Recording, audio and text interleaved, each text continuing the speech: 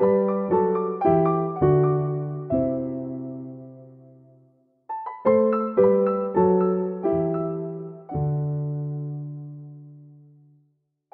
guys, so this is part 3 of our full process demo. The first one was the underpainting. The second part was color mixing. So you do see that here on my palette that I have all the colors mixed. And now we are ready to actually apply the paint. I mean, all of this, I suppose, is the painting, but I consider this the painting. Capital T, capital P, the painting. So I'm going to walk us through what I'm doing here. You can see the palette, you can see the underpainting, which is probably semi-dry at this point. And yeah, let's have a look. Okay, so the big question, starting a painting, where do you start? I usually say, for myself, start where we are most confident in our color. And here I am starting with the darkest color because I'm very confident that black is black. That's why I'm starting here at this point. Sometimes I might start on a color that is very inflexible. I mean, I consider black pretty inflexible because if it's black, it's black, you know?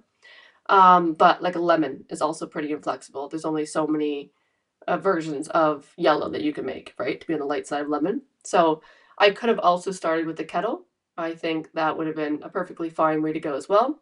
This kettle can, it's more flexible than a lemon. It can lean greener, it can lean warmer, it can lean lighter and darker. And that's why I didn't go with the starting the lemon on this one. The what is the word for brush? The brush that I'm using here is either a Shiraz 4 or an Eclipse 4. I sometimes just interchange between the two. There's almost no difference. The Eclipse is just slightly softer, but they're both flats, size 4, could be size 5 as well. Again, very little difference we're talking about here, and I can change at will. It's all kind of the same to me. So we've now established the dark areas of the stove, of the oven, and I'm filling in, honestly, probably a little bit too. I think I was kind of specifically following my instructions. The spoons at the back, sometimes I pull them out individually, and sometimes I just whack them in as an entire block. Because they're farther back, I think it would have been better to just whack them in like I normally do. But anyways, they're they're quite dark back there, but their darkness also depends on um, the wall behind them. We wouldn't want to have super high contrast spoons that are competing with the focal point of the teapot. We definitely want them to sit back. That's why I say this probably wasn't a great second step to start with, but I'm blocking them in, you can see, all with the same color. And so there's no gradients, but of course there will be. So this kind of lets it go on a little bit thinner initially, and then I can easily whack it down or, build it up later. And it's also moving from black to the next darkest thing, which is the spoons. So you can see that's why I reached for it. But I think that's the thing with painting. Some people say trust the process, and I think that is a nice thing. But I think you always want to look at the painting, look at the scene in front of you and imagine it as a painting. And when you do that, oftentimes my process changes. And I think, you know what, this would require a large block in really quickly first so I can paint on top of thin paint. So now you see me going down, you can see I'm kind of like working with black, brown, a reddish brown, and now I'm going into a darker green of the cupboard in the shadow. So I'm hitting the shadows. So just saying, okay, how much lighter or darker are these shadows now that I have the black? I'm going to say black. It is not black. There's no black in my palette. It is 3 primaries mixed together. But according to how black the oven is, what is that hierarchy of value and of chroma, right? So I'm looking here, just, again, same brush. I haven't changed the brush, just blocking in, making, the larger strokes there. In fact, I think now I have a larger brush now that's twice the size as this. I would definitely have done this with a brush twice the size. Yeah. If you look between the edge of the oven, the left side of the oven and the cupboard, there is very little distinguishable line. So we're going to be looking for a lost edge on the left side where it's in shadow. However, it's sometimes, even though there's no edge there, I might put it back in because you just maybe don't know what's going on. Like, is it a stove? Is it a cupboard? So, but beware, there is a lost edge there. And because I cannot draw straight lines, this is slightly curving the shadow line, which I'll probably straighten out later. So the shadow continues on the right, but you want to be thinking, and there's me measuring me like, oh, I got the line wrong. Yeah, you want to be thinking, how can, yeah, now I fix the line. What's the difference of the color? It's farther away from the shadow. It's more, it's getting more of the light, right? Closer to light might be cooler. There's going to be a little dark shadow beneath the edge of the counter. And like the shadow underneath the counter is definitely a detail, but because of my head, I'm thinking I'm going to lay on very thick paint for the edge of the counter. I want to lay it over what's there, and that's why I'm throwing in like a little bit of the cast shadow of the counter first. This process can change, and it's just how you're thinking about it at the time that you're recording, right? And I feel like I'm really kind of like dinking around here. Like I'm saying to myself as I'm watching this, I'm like, really, the cast shadow of the olive oil, Kayla? This was crucial to go in at this stage. I think sometimes I paint a little differently when I'm recording myself, because I like very much follow my process when when I'm recording, rather than maybe just like feeling the painting. Don't want to sound too loosey goosey here, but um, what was I gonna say? Yeah. Oh, yeah. We're kind of like sneaking our way, I think, into the painting as well. Like I'm not really moving fast here. I'm kind of saying, well, how does that feel? How does that feel?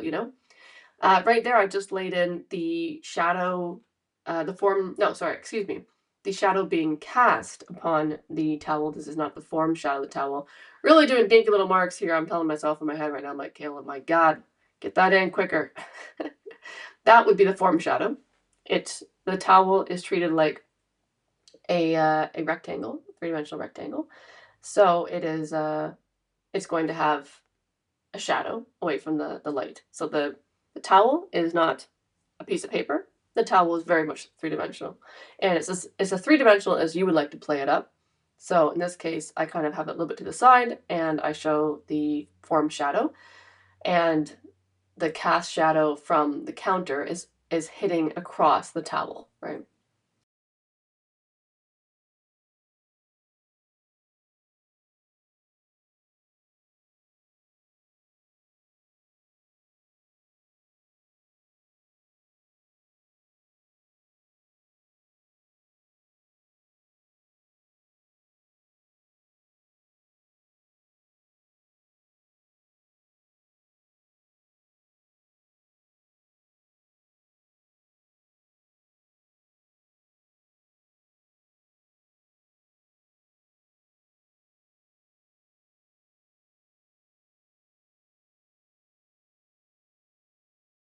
Okay, then we're looking at metal, so painting metal. This here is just a value decision. It is very close to the same value as the counter. So you see here that I am trying to capture the value difference between the counter in shadow, like the green counter, and the stove, right? Kind of just like putting this little puzzle piece together, right? The whole painting is a little jigsaw that we're just trying to get a bit more information out of, right? And that's why a lot of those like dinky strokes I'm doing at the beginning, it's sort of saying, oh, is that, we're not too confident yet. We're not too sure, I'm recording myself. That's definitely the thing I'm most confident on, that little thing over there. And you see I adjusted the shadow as well. The oven in shadow is usually metals lean purple. So I am looking for like a very sedate purple, but you can pump that up, you know. Okay, here is what I obviously was like, let's go. So I'm definitely putting on some thinner paint in the back here. You know, I'm just establishing. What I did is I probably said, I got some purples in the stove. What's the difference between the purples that I'm seeing on the wall versus the purples in the stove?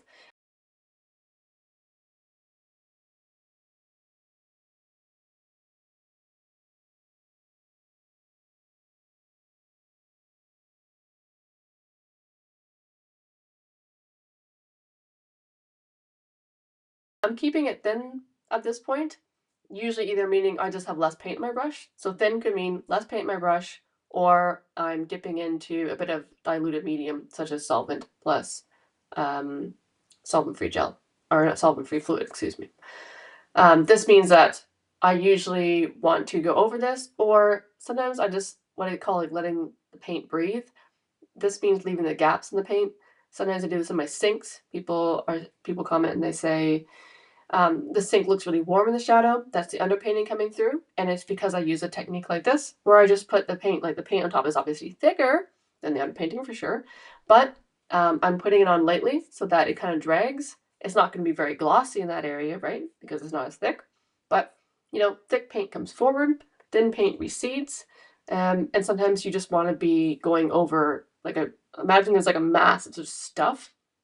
So you might put that all in as just like a kind of thinnish, maybe not quite underpainting, but a thin dark area. And then you go to thick paint. And you're like, oh yeah, that's a book and that's a spoon. And that's all your little bits, and that's really fun. I love when artists can do that really well. Something I'm definitely trying to do more. Okay, so we have established a little bit of the light behind the kettle. Honestly, at this point, I'm like, you could have started the kettle. Sometimes I do.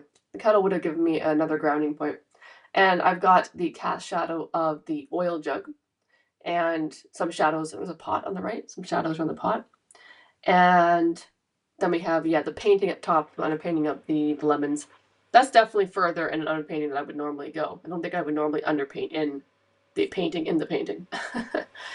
Yeah. So yeah, here I'm carving out. So according to the value that I put down for the wooden spoons, I'm putting in the wall around it so that we don't want to have a huge value jump. You might be looking at this and saying, I don't have the photo in front of me, but maybe you're saying, hey, that's a white wall. That looked pretty bright, right? Certainly whites in the shadow are always darker than you think, but also I'm probably toning that down because I don't want the spoons to jump forward. And I like cutting into shapes. So when I went around the spoons there, that was me cutting into the spoon. And that's sometimes why I might put the paint down first as well, if I want like a cutting in effect. Okay, so yeah, I think, oh yeah, I'm seeing like a drawing error, and I'm fixing the drawing error. Yeah, looks like I've decided this part here is a bit lighter on seeing everything together. So the more information you get down, the more, things you have to base this over. And I just think, if this ended up being a terrible painting, we had some fun along the way. Like, we learned some stuff. We put some paint down, and that's always fun. I think unless I'm painting, honestly, unless I'm painting outside, like in the wind, or I'm painting I don't know, a still life that I'm doing just because I feel like I have to go back to still life or something. I do love some still life, but sometimes I do it just to, flex those muscles. Other than those things, I'm almost always enjoying the process. Sometimes the painting just really doesn't turn out very well, and I'm like, how did I love this so much when I was painting crap? you know, but I say that only because you might try painting, like me or like somebody else, and be like, I just hate how this feels. Sometimes you've got to break a certain habit in order to get a certain effect. There is that. But you've got to find what makes sense to you and what brushstrokes make sense and what process makes sense so that you do enjoy the process. But don't be afraid. Don't be afraid to go for the big areas first. Or if you already do that, go for the little areas. Don't be afraid to change things up, I think is what I'm trying to say. So, is that enough rambling? All right. So I got the jars in. The jars also sitting back. So the main thing was sitting back. And again, this is just sort of, I don't want to say the first layer because this is alla prima. This is all done in one setting. It's all done when the paint is wet. But I'm getting in those first block in layers. The jars in the back, they're sitting back. Their color is always going to be desaturated because if I had anything saturated back there, it's going to jump forward. I might do a bit of saturation on the highlights of the jars, but at this stage, they can all just be sitting back, having a good time. They don't need to be, big players at this stage yet. Okay, and I think that's it for this part. So now we're going to go on to part 2, where hopefully I start really putting some paint on. See you then.